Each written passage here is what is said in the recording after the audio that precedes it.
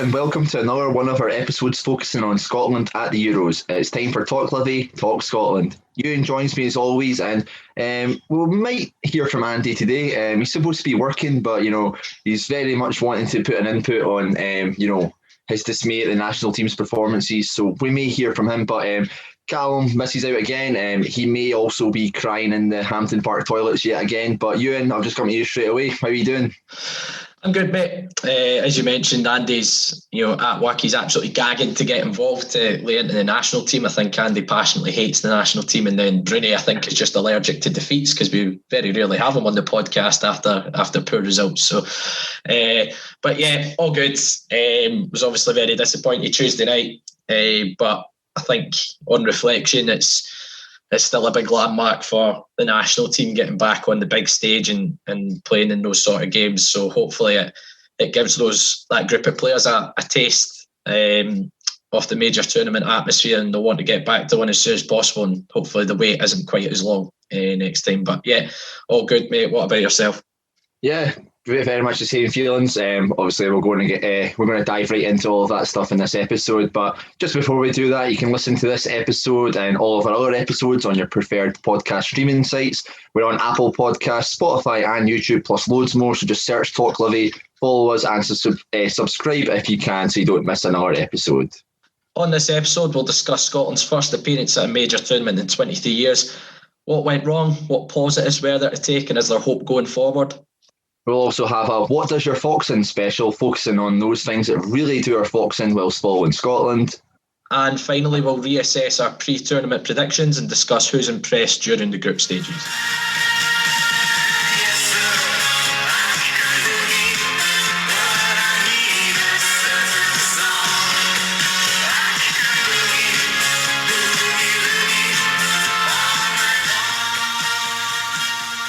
It was a moment that the country had been waiting for 23 years, seeing our men's national team compete at a major tournament.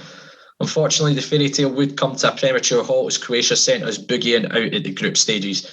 We'll start with our opponents in the opening game, the Czechs. Angus, what were your overall thoughts on the game? Just massively disappointed, in all honesty. I think we all knew coming into this match that this was going to be the make or break, essentially. Obviously, Czech Republic's a team who's much closer to us in the world rankings. We've played them a few times recently. We've beat them a couple of times. And yeah, if we were going to take a win from any of the games in the group stages, it was going to be this one. For that to then turn out to be, the game that we had, like the kind of worst performance in, is massively disappointing. I think we got our team selection completely wrong, and that's ultimately done us. Kieran Tierney obviously missing was a big blow. I don't think we adapted well enough to that. I don't think that Liam Cooper had a bad game in saying that, though. But I think the decision to go with, kind of like a 5-2-2-1 rather than like a 5-3-2, that kind of cost us massively. As we went long an awful lot in that game. Dykes was heading it down, but Armstrong and Christie weren't really anywhere to be seen near him. Stuart Armstrong, I don't know if we'll probably talk about him in a later game, but wasn't overly impressed with him. I don't think he really added an awful lot. And I think if we had Adams in from the start in that fixture, we could have maybe had a wee bit of a better go. But you also look at that, we had plenty of chances in that match as well. I think the Czech Republic goalkeeper had a great game. And we also got done by, a lob from about 50 yards, which, doesn't always happen. But it was a proud moment, seeing, Scotland play at a tournament for the first time since 98. But yeah, you still just feel we could have done a lot more. Obviously, you were there, Euan. What was it like being there? Is there anything that you picked up on that maybe the rest of us didn't? It's amazing how loud 10,000 fans can be.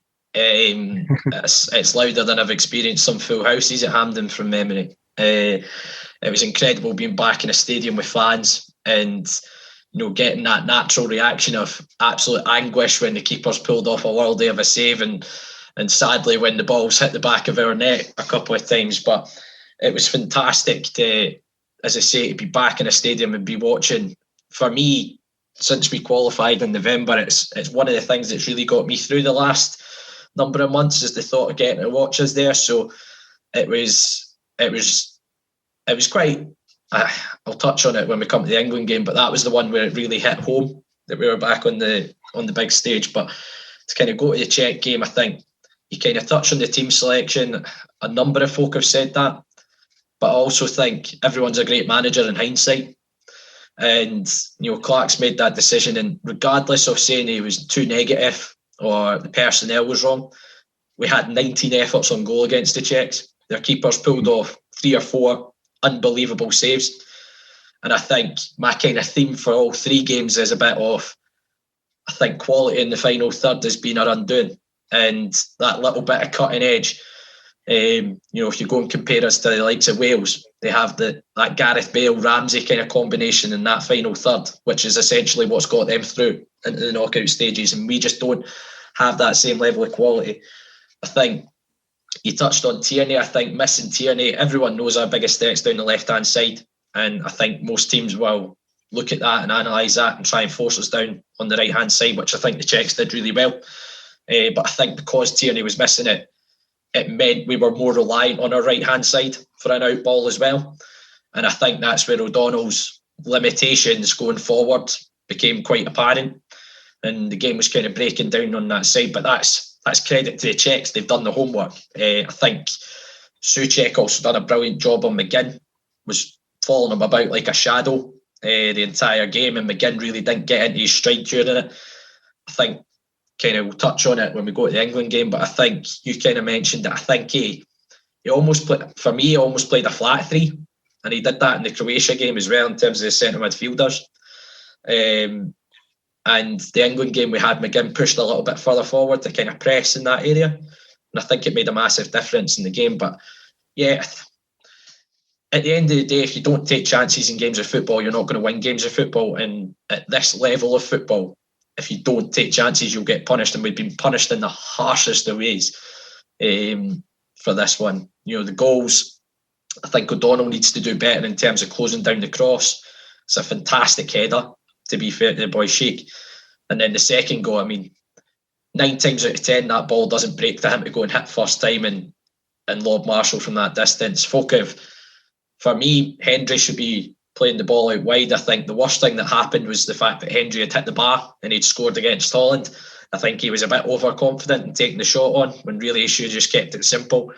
But, you can't account for the ball breaking the way it did. And then, yes, Marshall was maybe a bit further off his line than he should be. But again, what are the chances that that's going to happen? So, and let's give credit to Sheik. It's an unbelievable finish. How far he starts that ball outside the post to bend that one in is quite ridiculous, but it just shows you how close Marshall got. He was probably about a yard away from that. So a matter of inches in it. But I think we did more than enough to get something from the game. Everyone can say I think we played really poorly. I think we did more than enough to get something from the game. But look, end of the day, it was as you say, everyone was pinpointing that game. But I think both the Czech game and the Croatia game, I think a lot of our fans fell into a bit of almost tad arrogant and thinking that we would easily pick up points against these two teams when, let's be honest, they are seasoned at playing tournament football. Yeah, I think with the Czech Republic, obviously they came into this tournament, probably with the least pressure on them, because I think everybody was literally writing them off. Like even members of the kind of like the British media and that were putting them as like dead last and all of that. And they've done well to showcase like their abilities at this tournament so far. And yeah, I would have to agree with you. Everybody was putting them as like just kind of there making up the numbers essentially. And yeah, we got a bit of a shock from that game because, as you say, football can be about like kind of like thin margins and all of that, fine margins. And yeah, they made the most of their chances and we didn't. There's a couple of chances that fell to Dykes that, on another day probably gets, 2 or 3 goals in all honesty. I think, yeah, you said that 19 shots, 19 attempts. It's just one of the games that it gets to a certain point and you're just like, this just isn't meant to be our day today. But we had to obviously put that quite quickly behind us and, move on to the next game because quite a daunting trip to Wembley was on the cards. Wouldn't turn out to be too daunting in all honesty though, as, for me, probably one of the top kind of moments kind of watching Scotland at international football happened is, we went to Wembley with, the usual kind of English kind of media saying that, we were going there basically to make up the numbers. We were going there to get 5 or 6 goals taken off us. Everybody was writing us off completely. And in all honesty, maybe fair enough regarding how we, against Czech Republic, they'd already taken 2 off of us. I could see why people would maybe think that, but football's never won on paper, is it? And I'm incredibly proud of, that showing that we had there, obviously drawing 0-0 at Wembley. What do you make of obviously you were there again. What did you make of it? Yeah, it was a bit different from my 2 previous experiences at Wembley in terms of, it's the biggest game that we've played there. And it was by far and away the smallest crowd that was there. But I think the Tartan Army made their voices heard despite the fact there was only, 2,500, 3,000 of them in the stadium. And as I say, I got a bit emotional at full time. I think I almost feel with the games at Hampden there was, and this isn't kind of being derogatory to the games, but when you go to major tournaments, you expect to be playing elsewhere. You don't tend to have that experience of playing on home soil, and they kind of almost had that. We don't want to play at Hampden normally, never mind an actual tournament. Exactly. So I think when we were going and playing at Wembley and getting a result at Wembley, it really hit home that we were back on the big stage. Playing, in front of a huge TV audience and everything like that. It would have been for that game as well. And the calibre of players that were on the park for England. Everyone talking about their superstars and kind of the final third. But I think for all that Clark got slaughtered for his team selection against the Czechs, I think he got it bang on against England. I think he showed great faith in keeping Stephen O'Donnell in. I think that was good man management, to be honest, keeping O'Donnell in, and I think he was fantastic. I think Grant Hanley was superb at centre-half. Harry Kane struggled to get out his back pocket in time for the Czech Republic game. But, everyone has talked about Billy Gilmore, and rightly so. Young lad coming in, making his first start for Scotland on, for any Scotland player, the biggest stage, which was a game at Wembley, and he looked like he'd been playing international football for 10 years. He was so comfortable. But I think his midfield partner that night, Callum McGregor's gone under the radar a lot. But I think the balance he got was right with that midfield 3 he had. And this goes back to that run of form we had building up to the playoff game against Serbia. We had Ryan Jack and Callum McGregor, who are 2 naturally defensive-minded sitting midfield players, sitting there and protecting. And all they did, every time we, the likes of O'Donnell or Robertson went a bit further forward, one of them just shifted across and covered that area. Our shape tactically off the ball was really good. And we created chances. And again, that little bit more quality in the final third. I think we could have sneaked the result, and I don't think anyone could have argued with it either. In particular, the chance that Che Adams had for me late on, is the lack of composure for that one, but it was an exceptional performance. Every player to a man was fantastic, and let's be honest, everyone was saying all the pressure's on England, but at the end of the day there was pressure on us as well. We had to get something to keep our hopes alive in this tournament, and no bigger pressure than going down to Wembley regardless as a Scotland player. So I think we were fantastic, and it was a great occasion. Folk are slagging Scotland off for celebrating the draw down there, but at the end of the day, they're ranked 40 odd places above us. We were going down there, as you say, to make up numbers, and we went there and got a result, and arguably could have sneaked it as well. Yeah, just briefly touching on the fact that you're saying that we're getting a wee bit of a slagging for celebrating a draw against them. I think in the last 2 days, I think I've seen England already replaying Frank Lampard's goal against Germany, and then also Sky Sports News also reliving how close Gaza was to getting a tap in against Germany in '96. So, I'd actually, rather, celebrate an actual kind of like a shock kind of result than, things that didn't happen. But hey, I guess, maybe we're the weirdos in that regard. But yeah, you're absolutely spot on. Everybody that night, it was just so proud watching the team. Everybody knocked their pan in. The only person who probably didn't actually have too great of a game was David Marshall, and that's only because he didn't have anything to do. I think he made, one save maybe? That was literally it. So you can't really say he was involved in an awful lot, but, everybody else to a T, absolutely brilliant. You mentioned Grant Hanley there. Obviously, he's another player who's received a lot of flack for Scotland. Obviously, there's a lot of people who haven't been like too sold on him. But yeah, you're talking about him playing up against Harry Kane. Harry Kane had it was something like 13 touches the entire match or something like that. There was even an attempt where Raheem Sterling, one of the notoriously quickest players in like the English Premier League, was trying to run away from Hanley, gets back in time and puts a perfect challenge in.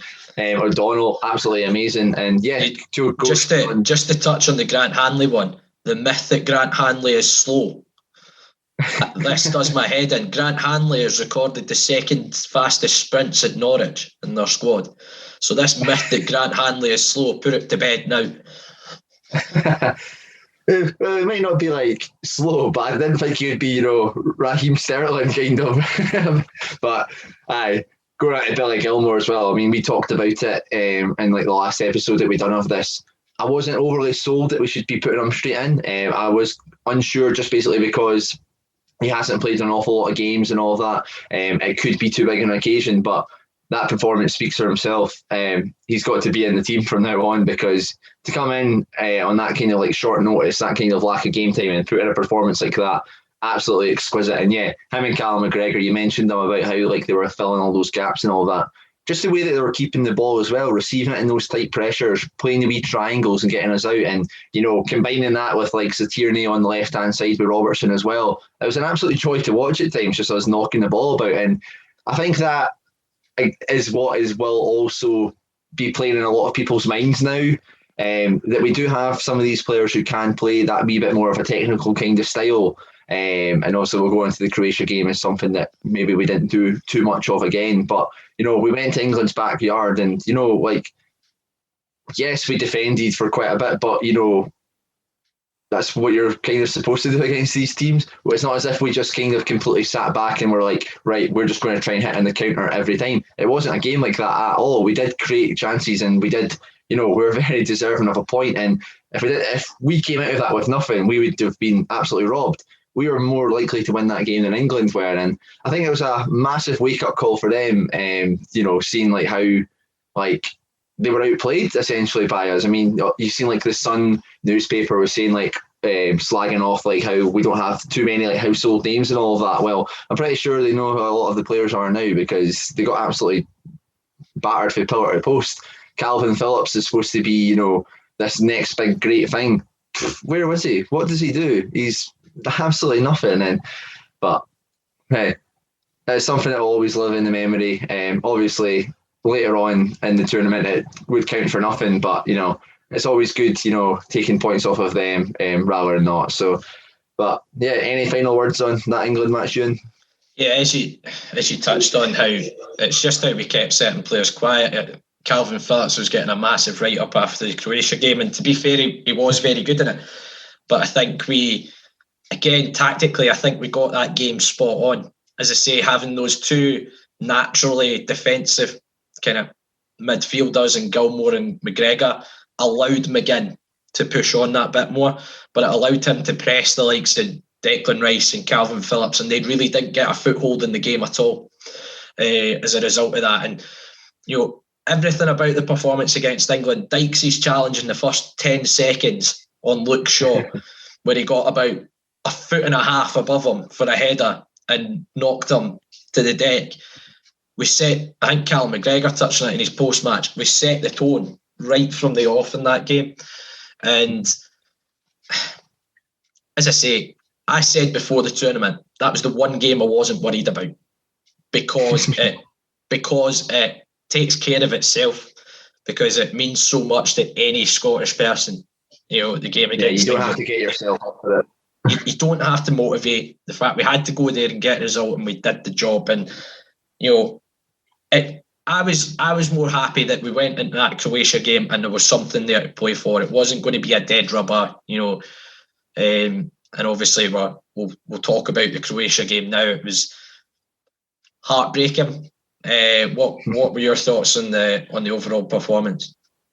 I'm not as angry with the performance, in all honesty. I don't think we were great, but I think an awful lot of it comes down to the fact that sometimes in football, you just got to hold your hands up and say that the other team was better. And on that day, Croatia were just much better than us.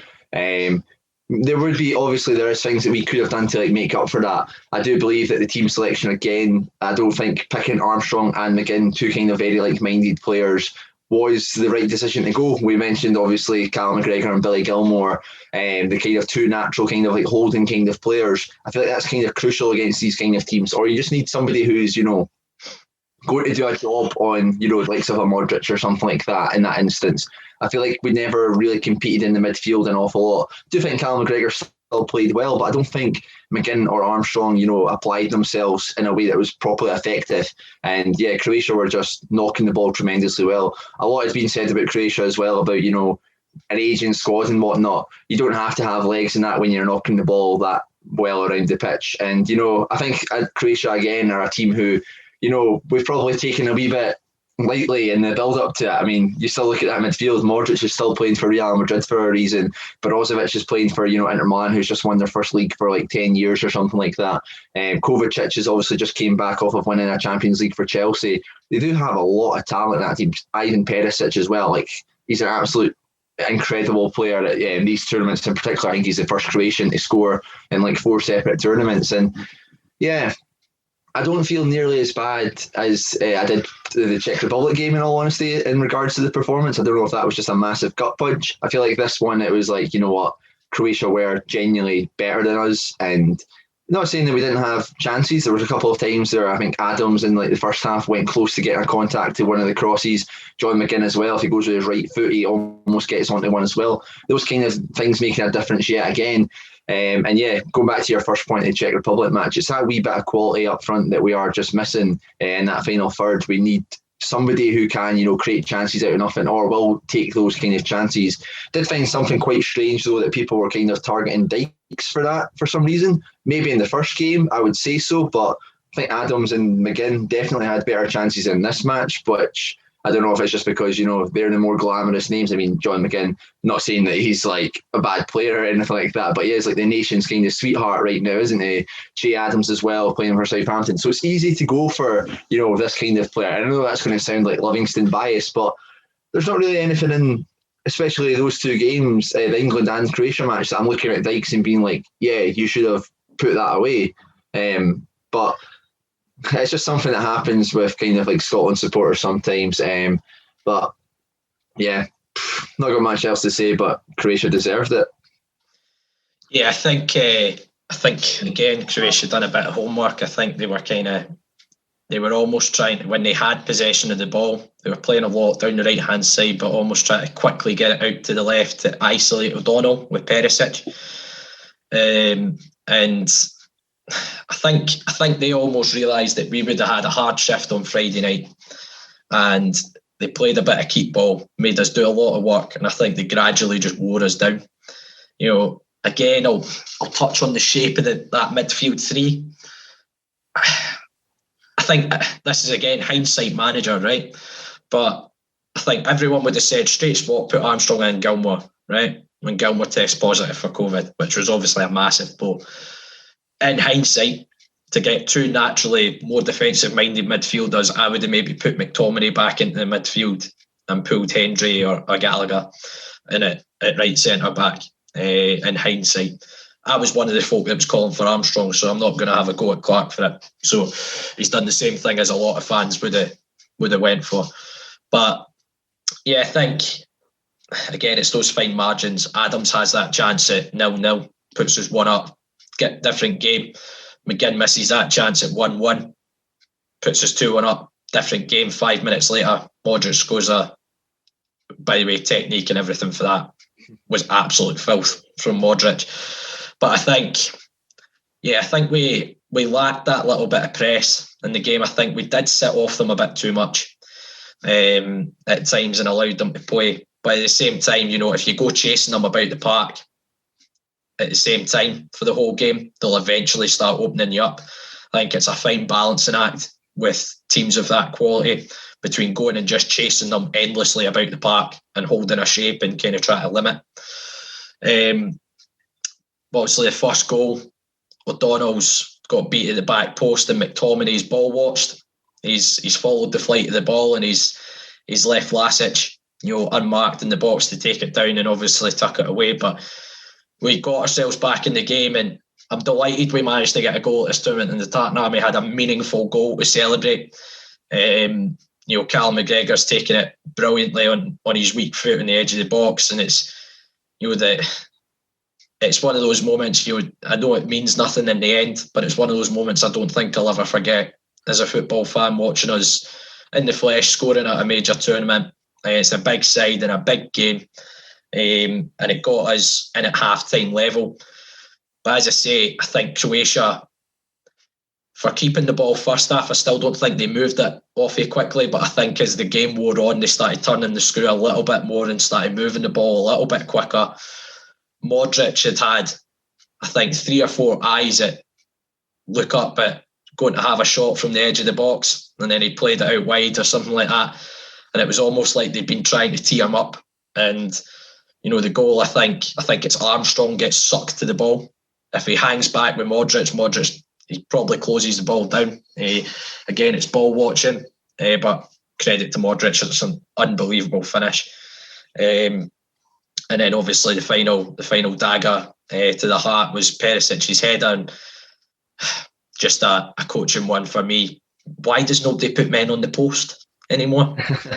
Where did this die out, where you put a man on the post? That ball potentially doesn't go in if you have a man on the post. But anyway, and we still had chances after that. McTominay had a header, McKenna had a header late on.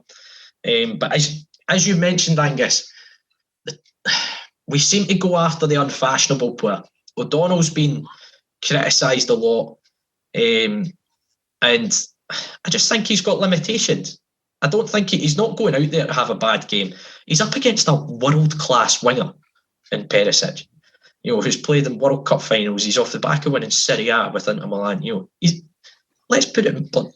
Stephen O'Donnell's playing at Motherwell. Perisic is playing at Inter Milan. I'd expect the Inter Milan player to get the better of O'Donnell, right? And I think and then Dykes as well, because he doesn't have the fashionable background. I think Rory Hamilton made a stat in commentary when I watched the game back that he'd won the most headers in the group stage. And it was something like he averaged 21 headers he won per game. And the next closest was Kiefer Moore for Wales with 12 per game. Yeah. So, Dykes is doing what you're asking him to do. He's getting up there, he's winning flick-ons, he's trying to bring the ball down.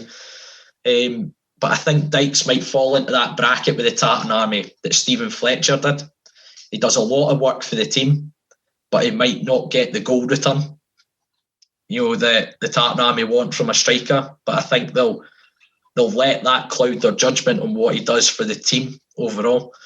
And, obviously we've watched Dykes for a year and a bit at Livy, and I think we appreciate how much he brought to the team other than his goals that he did score for us. He brought so much more in terms of his link-up. But, I think I was disappointed. It was the clear comparison you can make to that is who's the other striker right now who, as soon as we got put out there, who are Scotland fans saying should be in the squad? Lee Griffiths. How many goals has Lee Griffiths scored for Scotland? 4? How many Dykes scored for Scotland? Is he on 2 or 3? 2. Yeah. 2. So he scored half the goals in probably less than half the games, right? Where is this clamouring for? I know obviously Griffiths, 6 years ago, he had a 40-goal season. Last couple of while, he's not had that. It is very, very strange that, we've kind of went into this kind of element where we're completely slating somebody who's, knocked his pan in. He's game played for us. He's very much a key part. We don't qualify for this tournament if he's not a part of the team. But then again, wasn't Adams brought in to be this great goal scorer? And it's just that incredible. It is that bias that ends up coming into it. In all honesty, you mentioned with O'Donnell as well. O'Donnell's a limited player. There's no getting around that.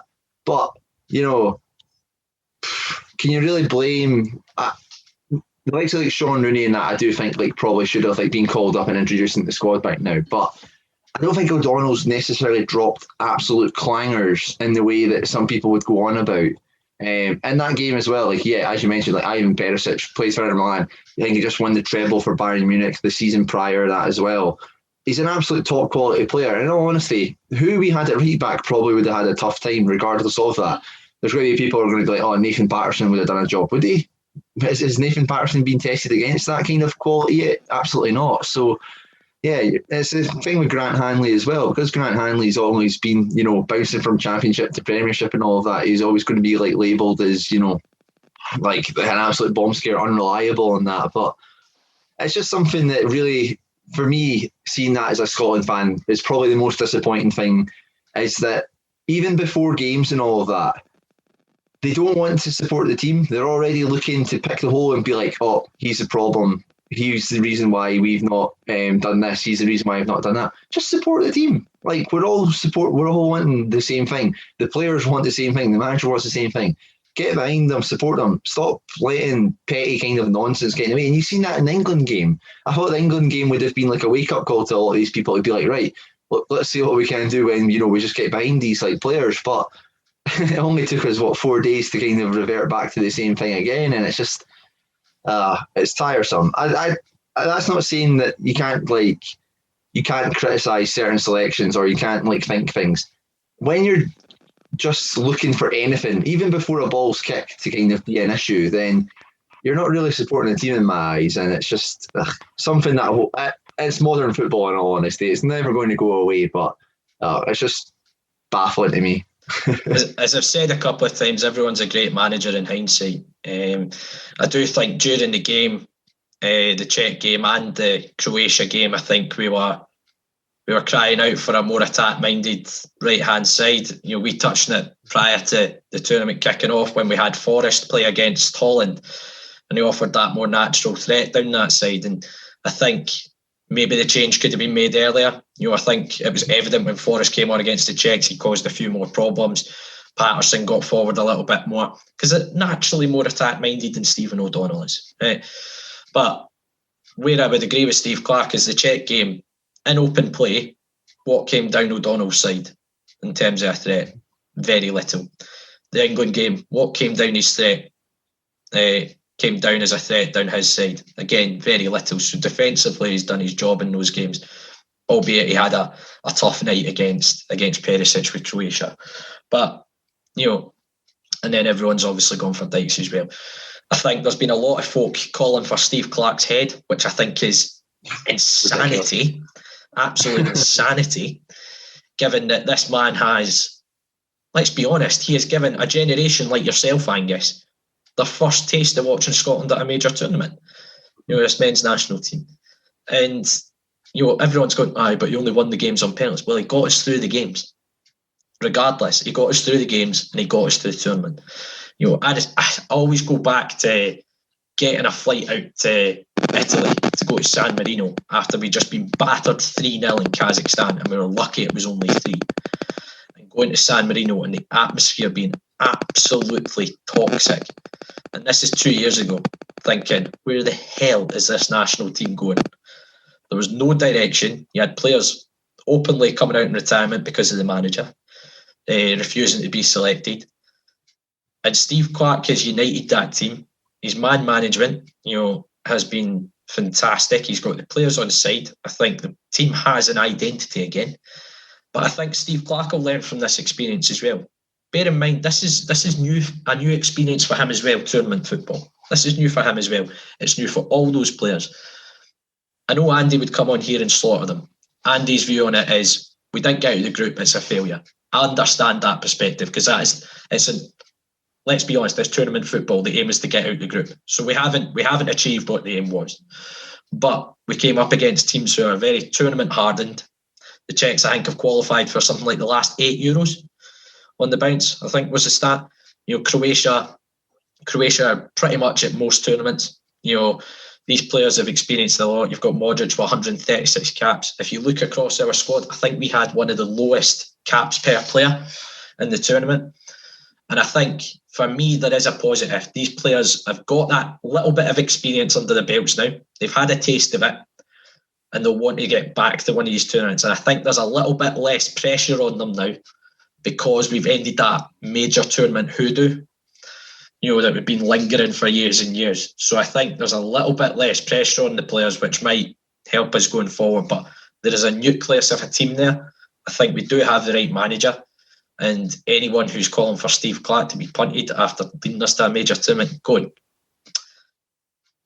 just piss off. I think that's absolutely ridiculous that people would call for him to go away after that. I mean, the first time in 23 years that we've qualified for something and people wanting him gone. I mean, he's done what like Alex McLeish couldn't do. We've went through like Craig Levein, George Burley, and that. We've just seen how hard it's been for Celtic to appoint a manager. Who on earth would come in and take the Scotland job right now? Seriously, who? Like, if you think off the top of your head, who would it be? There's absolutely no way. And yeah, for us to be transformed into this team who was, as you said, we got beat 3-0 off at Kazakhstan, for God's sake. And then we still managed to go to the same tournament that qualifying campaign was for. Absolutely ridiculous. But yeah, I think, we've just got to be patient with it. If in kind of like future qualifying campaigns and we see that Steve Clarke isn't making the best of like this kind of crop of talent that we have, and also like the youngsters that are coming through as well, then fair enough. But to be calling for it straight away after this tournament, I think is quite ridiculous and an absolute overreaction. But yeah, as you said, there's plenty to be looking forward to. I mean, Robertson's still going to be in his prime for the next kind of qualifiers for Qatar next year. Tierney is, for me, Tierney's the best player I've ever seen play in a Scotland shirt. He's just absolutely incredible. Gilmore, tremendous. McGinn, Adams. Yeah, there's plenty of players coming through. Patterson, Turnbull. If we can introduce those kind of players as well, I think there is a lot to be excited about. And hopefully we will kind of unearth like a gem in that final third. Hopefully, like Kevin Nisbet, he can get continue like progressing. Hopefully, Dykes with more kind of experience under his belt. I mean, in all honesty, look at Dykes as well. He's only been playing kind of professional football for the best part of 3 years, 4 years maybe.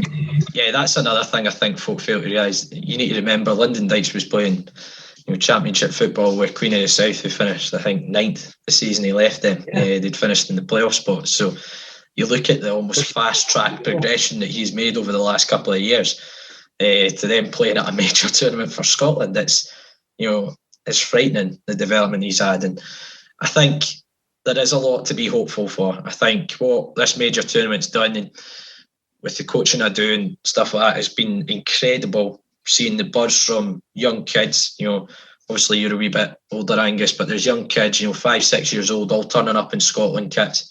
I was previously, and I was walking down to work in my full Scotland strip and everything like that. Don't worry. It was great seeing all these kids turning up in Scotland kits rather than a Belgium or a France or a Portugal or all these kits. They were turning up in Scotland kits. They were buzzing to see us play at a major tournament. Kids were getting the afternoon off to watch the Czech Republic game and get that first taste of being utterly disappointed as a Scotland fan. It's the buzz that's been created by us getting here, I think, has been fantastic. And I read Andy Robertson's tweet about it. Obviously, the players are gutted that they couldn't do more in the tournament. But, I think that the overall riding feeling is we've had a taste of it now. And this isn't just a one-off. We want this to become a regular thing again. And I'm positive looking forward. We've still got a large chunk of the World Cup qualifiers, and we've got a massive triple header in September. So, full steam ahead to those games. Really looking forward to them. But I think this tournament has reignited a bit of love for the national team again, which had been missing for a number of years. Yeah, absolutely. Obviously, you go to absolutely every game. It's been a while since I've been to a Scotland game and that. But just like the kind of buzz that it created with people who aren't even that interested in football. I mean, there's a lot of people like in my kind of like social circle and that who really aren't interested in it. But, they were getting excited for the match. Like, they're not football people at all, but, they got swept up on it. People like digging out, like asking like family members, have you got any like Scotland tops or anything like that? Just that kind of thing that's created. And after like the horrible year it's kind of been, where like the whole like kind of pandemic where we've been like kept away from one another and all of that, to be able to like as we go back to the Czech Republic game, I had a lot of like kind of like friends and that just over just to watch it. And for me, like that's a memory that's always going to like stay with me, just because it was it was emotional, in all honesty. Just like sitting there with the kind of big people kind of closest to me and, just enjoying that moment, because it's been a long time since anything like that had ever happened, both in regards to, a football tournament and, just us as pals in general. So, yeah, it was incredible. And, yeah, as you say, the players have got a taste for it now. Let's hope that they're hungry, and let's hope that we can go to Qatar and get boiled up in that desert, I guess.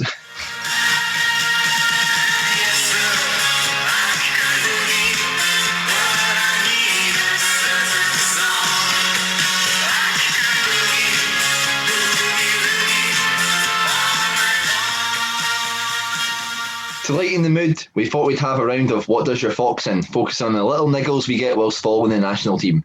Now, as our usual kind of person for this, Liam Fox didn't represent Scotland, we've had to dedicate this to four-cap hero Danny Fox instead. So Euan, we'll start with you. Well, you're the only other person here because Andy's still not showed up. What does your Fox in? Other than Andy not showing up, I guess. Yeah, just to say, Danny Fox, I remember it well. His 2 assists for in a friendly against Australia at Easter Road. Unbelievable performance. I think he was also involved in a 3-0 defeat in Cardiff in a friendly. But we had to dedicate it to some sort of Fox. So Danny Fox was the first one that came to mind that played for Scotland. But my little gripe goes years and years back, and it has been something that has it really does my Fox in now. Everyone knows that almost traditional Tartan Army playlist consists of certain songs, the likes of Loch Lomond, Do Idea. And then there's 500 Miles by the Proclaimers. Now, this song was released in the 80s or something like that, right? I don't have the exact date, but it's been about a while, and I'm sure it's been getting played at Hampden and away trips for years and years and years and years and years. But yet, about 70% of Hampden, every game, start doing the diddle-iddas after the first chorus. And it just baffles me that they don't understand that the diddle-iddas don't come until the next chorus. It really, really does my Fox in. Like, how many times have you heard this song? How can you... It really grinds me. It really, really gets to me. Every game I go to Hampden, that nobody seems to have learnt this. And these people, they won't just be turning up for the first time and go, oh, this is a new song on the radio. Right, it's 500 Miles. It's been about for fucking years. How can you not remember that the diddle-iddas don't come in till later on? And thank you. I think I saw this on the Tartan Scarf podcast. It was the Hand and Row podcast. Apologies if I got it wrong. But they mentioned it, and instantly I was like, you're so right. You're so right. That does my head in every single game. And my dad can be testament to me every time, just screaming no at the top of my lungs. Every time you hear, like 3/4 of hand go da da da da. Oh, Angus, I can't. You can tell already just by you can physically see me on camera, and I'm losing it. But it really does my Fox in. It really does my Fox in. I mean, jeez. I can see just how animated you are from this, going a wee bit redder as well with the rage that's coming from this. But yeah, I think you've got a point, to be fair. After so many decades, you'd think they'd know one of the most popular songs by now. Yeah, it's quite specific, but it's not something I entirely disagree with. Mine's isn't as fun as yours, I don't think, in all honesty. So we're playing this team on the first day of the season, so let's just add some more fuel to the fire for that game. But yeah, what does my Fox in when it comes to the sport in Scotland? Quite simply, it's Rangers fans, in all honesty, because he's gone controversial. I think you've probably beat me on this by just mentioning them alone. Well, I'm known for being quite a panderer, so if I've got the points here, then I'll take them. But there's just the relationship between Rangers and Scotland it's a strange one. Obviously, there is the loyalist kind of Great Britain loving section of that support, which fair enough, that's your identity and that. Don't understand why that makes them support England more than us. Maybe they'll have all their reasons. They'll try and claim that the government's completely against them and all of that, which I'm not entirely sure is just towards them, but you know what happens with these old firm sides thinking everybody's against them. But the thing that kind of comes about it as well is whenever I see them mentioning about players getting booed, and I think a couple of the examples you have is likes of Ryan Jack was booed at Pittodrie. Ian Black was the other one. Ian Black was booed at Easter Road. Yeah, I'm not sure if there's any correlation at all with those kind of games and the stadiums that are being played at.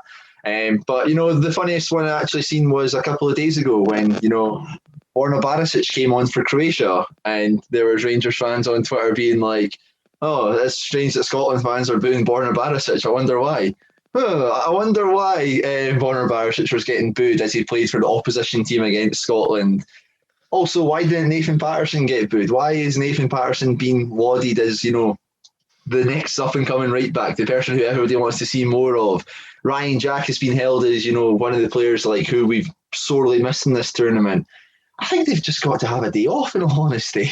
Like, nobody's really out to get them. You'd think after winning the league, unbeaten in the league season, you'd think that they'd be, a wee bit more chill, but those guys just never stop. There's always something wrong, and it's just like, guys, like, it's not that deep. It's really not that deep. Just enjoy the game. Just take off you and your bears and whatever. Like, just calm down. Your bears. Unbelievable. But yeah, for me, the Rangers fans, and let's make this clear, this isn't all Rangers fans. There's plenty of Rangers fans who I know who, very dedicated Scotland fans, and, are like, they support the country, they support the team all over the globe and all that. This isn't a dig at all of them. It's just, it's just the Bears, I guess.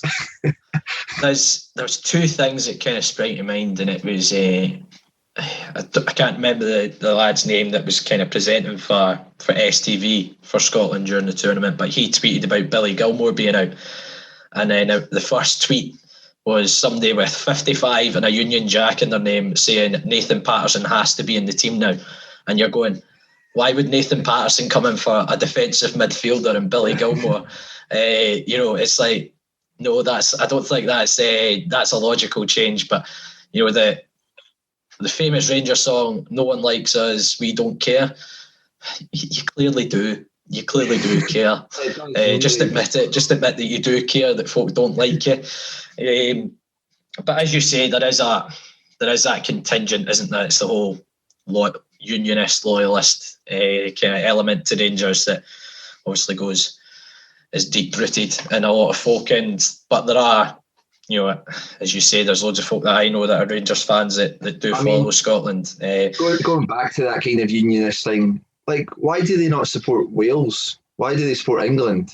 Is it because England win more games? Is it because they support Rangers because they're all glory hunters as well? Was that why they go for England too? There was you mentioned it. There was actually an article, and it was either very good newspapers in the Sun and Record, but it actually went and tried to almost break down the lack of love from Rangers and the national team and when it kind of all stems from. And I don't know if it had something to do with kind of the English players that came up and played at Rangers, like say your Gascoignes, Butcher, etc., who were obviously regulars in the England national team at the time, and they were touching on that. But yes, it's a strange relationship Rangers have with Scotland. I can understand why that's frustrating, but I have to say, I don't know if it's as deep rooted as my passionate hatred of folk doing the Dill Lid does at the wrong time during 500 miles. But what we'll do, guys, we'll put these up on Twitter. We'll let you guys decide. I have a funny feeling Angus has probably got this one in the bag because mine is so anally specific. But we'll let you guys vote and decide. If you have anything, feel free to tweet us. Let us know your thoughts as well. I mean, I might win this, but is it going to be worth all the abuse on Twitter I'm going to get? Well, just remember to @Angus when you're giving the abuse and not the podcast account. Kind of take the flack off me and Andy who deal with that. So.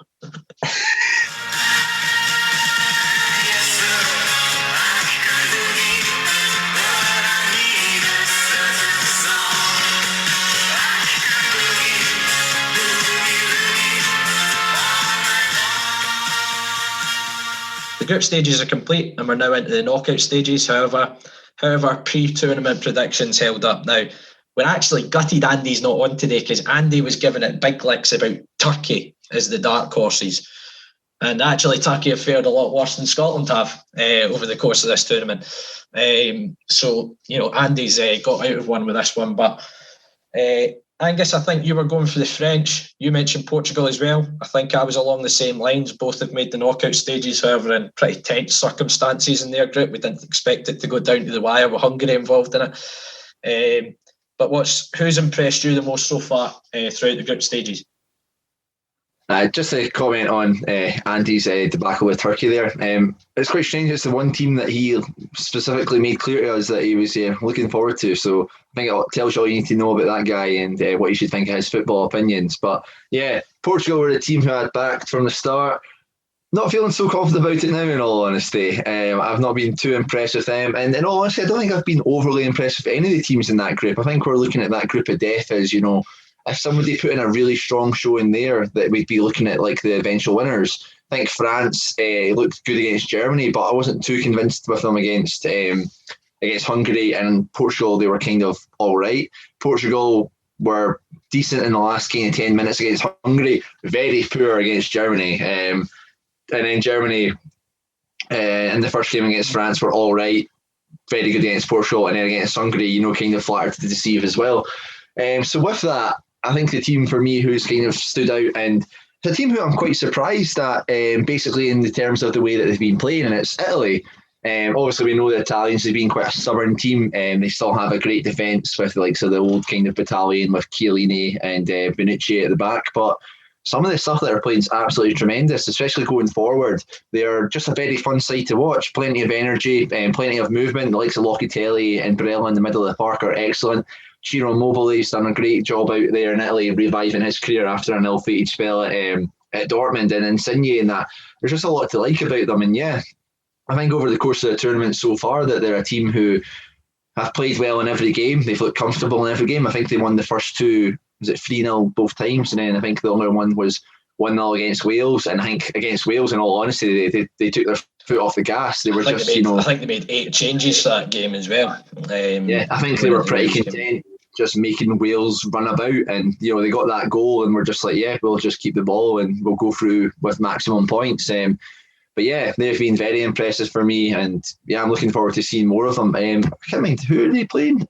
Italy? Did Italy have Austria by any chance? Yeah, Austria, which given I watched Austria against Holland, was really disappointed with them, to be honest, and we've seen them up close against us recently. I think Italy will have them in the bag, so I'd fancy Italy. Just to kind of touch on them, I was incredibly impressed with them. As you say, Italy have this reputation as kind of very defensive, always difficult to break down, but I think Mancini's really overhauled that attitude with Italy. That they were very free-flowing, but I think the other big thing with Italy is there's not as many household names in that Italy team.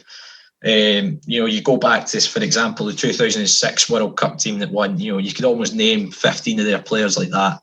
Click of a finger. Whilst I'll be totally honest, there was a couple of the likes of Donnarumma and goals. As you mentioned, the 2 stalwarts for Juventus at the back and the likes of Immobile. But other than that, I wasn't really aware. I don't watch a lot of European football in terms of Serie A, Bundesliga, etc. So I wasn't overly aware of some of these players, but I almost think that makes them a better team, if that makes sense, because there aren't any stars as such in the team. They are just a good team all round, and I've been really impressed with them. Where I would say is it'll be interesting to see them come up against one of the big guns later in the tournament. I think it'll be interesting to see how they set up for those games, and if they do go quite as toe-to-toe when they come up against maybe the likes of France, Belgium, etc. Later in the tournament. But they've been very impressive to watch. I think the other one's Belgium.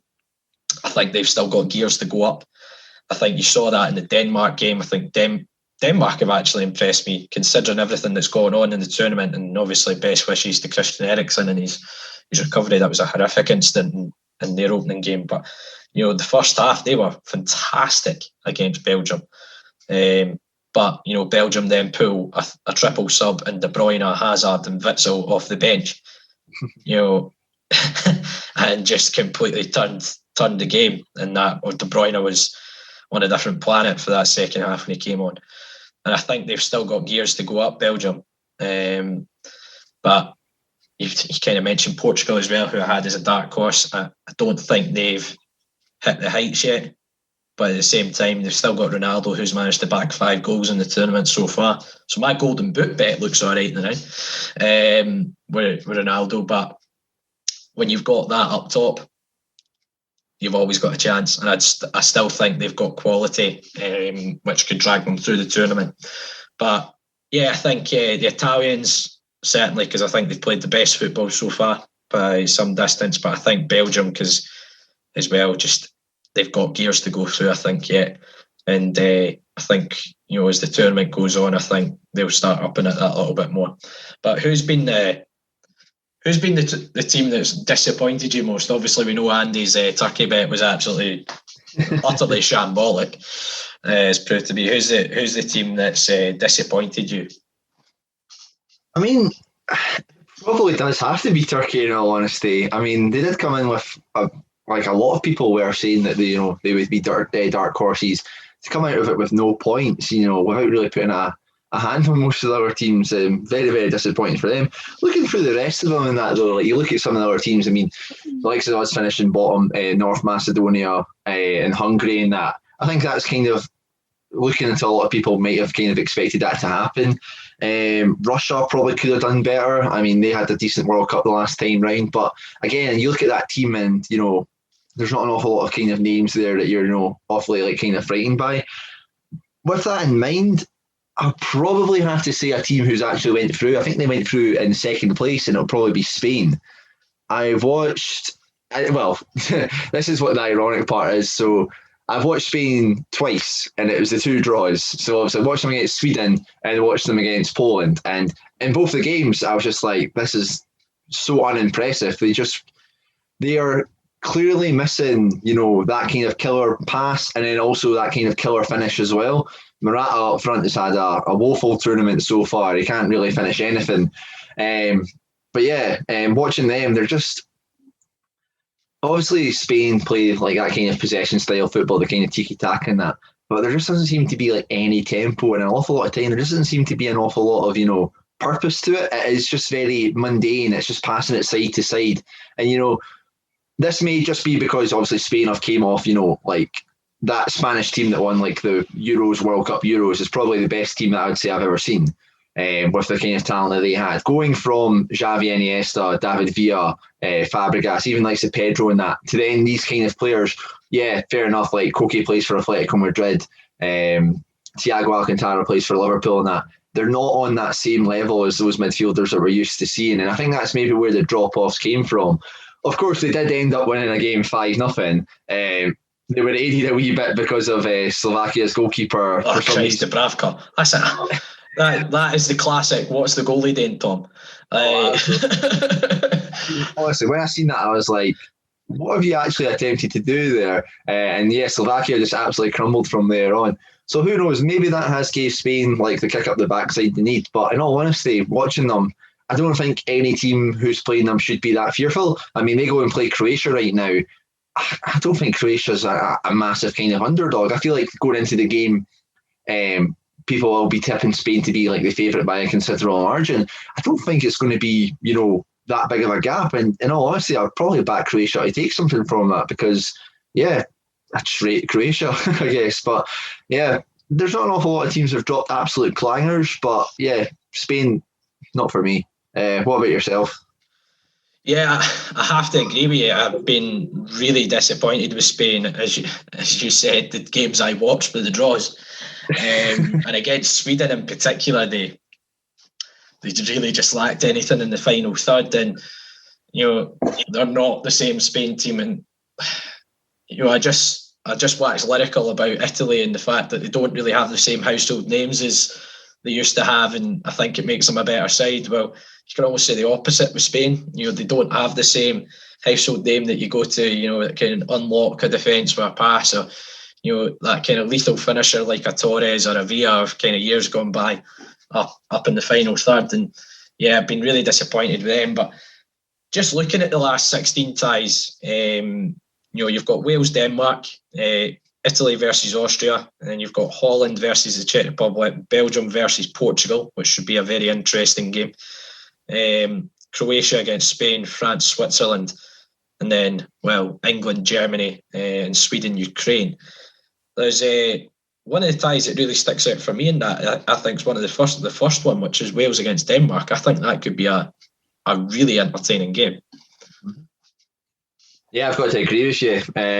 Both teams quite evenly matched. We've seen what Wales can do in some of these games. Obviously, that last Euros, they had a great run. And yeah, I don't think Denmark's team is, on another level from them. I know Wales have maybe got a wee bit of an imbalance, with having, Bale, James, and Ramsey all in the final third. But I don't think Denmark are necessarily that team who, Wales should be frightened of. Wales have done a good job of remaining quite solid and all of that. And yeah, that tie is very, very interesting because you also look at that. The winner of that plays the winner of Holland versus Czech Republic. I know Holland won all 3 of their group stage games, but again, I don't think that they're a team who either one of those sides should again be massively fearing.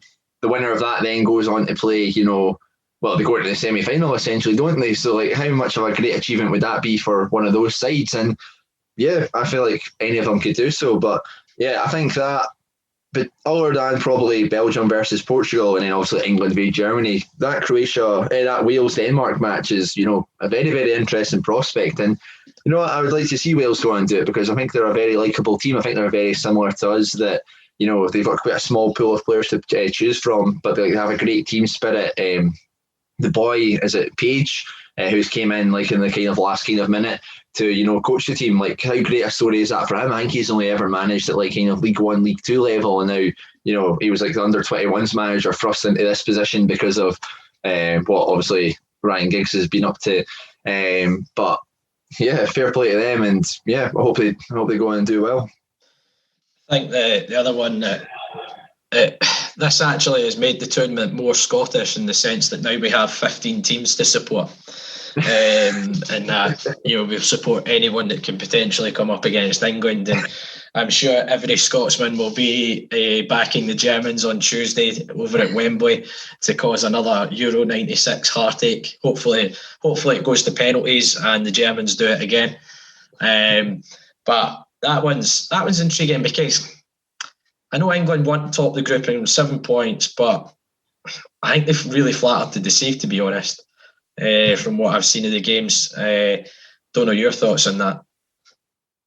I think it's going to be an interesting one because England got a lot of flack in those group stage games as well for not properly going for it, being a wee bit too conservative. They're absolutely not going to change that to go up against Germany, are they? They're not going to play 2 holding midfielders against us in Czech Republic and then go against Germany and be like, you know what, let's switch up, let's go for a attacking 4-3-3. Let's drop Jack Grealish into one of those midfield 3, or drop either Rice or Phillips. So it's a very interesting one there because I think if England, if they produce another performance like they did against us or against Czech Republic, then Southgate's head's going to be on the line. There's a lot of players who are going to be questioned. I mean, Harry Kane's already getting quite a lot of the brunt of it right now. Obviously, he's linked to a big, massive move. There's going to be a lot of people coming for him. But yeah, Germany, you know what to expect with them. I think they'll go for that. You say you know what to expect with Germany, but I think Germany are uncharacteristically unpredictable. I think the France game, I think they played okay, but I think France, again, just had gears to go up.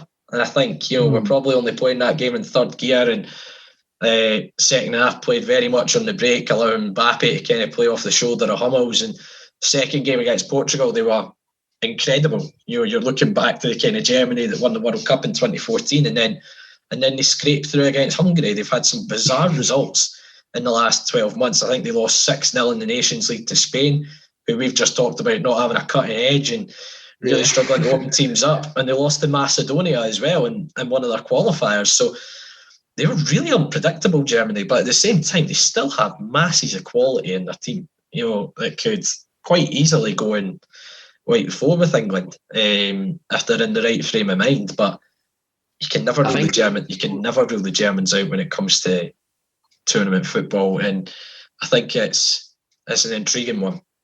I think the midfield battle on that one's going to be very interesting because if Gareth Southgate does stick with Rice and Phillips, you could easily see essentially what Croatia did against us could happen to them, where the likes of Kroos and Gundogan and Kimmich and Thomas Muller and that just run them ragged. They just have nowhere to go, and they'll be there to break on them. They'll get numbers back to stop them. Rice and Phillips aren't going to really do an awful lot to penetrate the the German defence either. So I think that's a massive thing where this game lies. I think if England aren't too careful, like they'll need to be very defensive to, kind of stop that from happening. And do you see both these teams lining up as like a five at the back to, try and cancel each other out? Yeah, well, that's the other thing that's been massively talked about, I think, in the German media is how Joachim Löw's kind of swapped that back three from more traditional kind of back four. So I don't see either team changing from what they have been playing. But yeah, it'll be an interesting game. And as I say, I'll just hope and pray that the Germans do the business. And at the end of the day, England have only got to play one more game than us in this tournament. It would be quite satisfying. But have your predictions changed in terms of who's going to go all the way? I think you said you went with France or Portugal. Portugal obviously got the Belgians in the next round. What's your thoughts? Who are you backing still? I mean, the whole point of a prediction is you can't really change it. So, this is the opportunity we've given ourselves, Angus. We've waited until we've got all the other teams in the group out of the way and we see who's there. I can't be that guy. I really can't be that guy. So, yeah, I'll stick with one of the two. Probably it's not going to end up happening that way, but you know what? Let's keep supporting them. To be fair, the last time Portugal won it, whenever they went through the group stages, nobody would have picked them to win it. So let's hope that Ronaldo can get another 5 penalties and fire the boys to glory. Yeah, I think France, as I say, I think France have got gears to go up in this tournament. I think the Belgians do, and that was after breezing through their group pretty comprehensively, other than a wee kind of scare against Denmark. I think struggling to see past the Belgians. I think Italy will go far, but I think when it comes to the nitty-gritty, when they come up against better teams with better quality, I think they might struggle a little bit. But it's been a good tournament so far. Let's hope that the knockout stages are entertaining. We get some fantastic kind of knockout football, and yeah, everyone look out your German flag.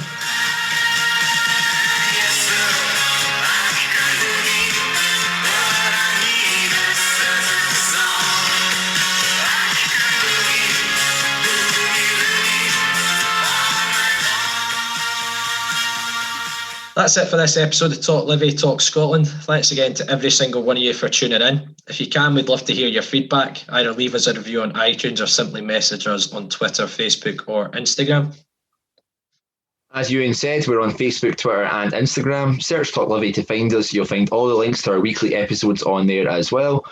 You can also find all our episodes, including this one, on all good podcast streaming sites, including iTunes and Spotify. We're also on YouTube, so don't forget to subscribe to the channel. If none of those options suit you, all you have to do is head to our website, talklivypodcast.libsyn.com, where you'll find every single episode we have done over the last few years. That's it for this episode. Thanks again for tuning in. As always, keep your eyes peeled for some further Scotland-related content in the future. However, we'll be back in a few weeks to talk all things Livingston FC ahead of the 21-22 season.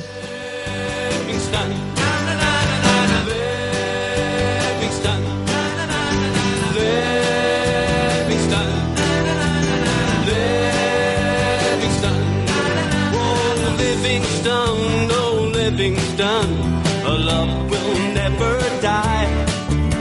West Lothian is our battle cry. This is the place from which we hail. Livingston, oh Livingston, it's up to Ammonvale. Livingston, Livingston,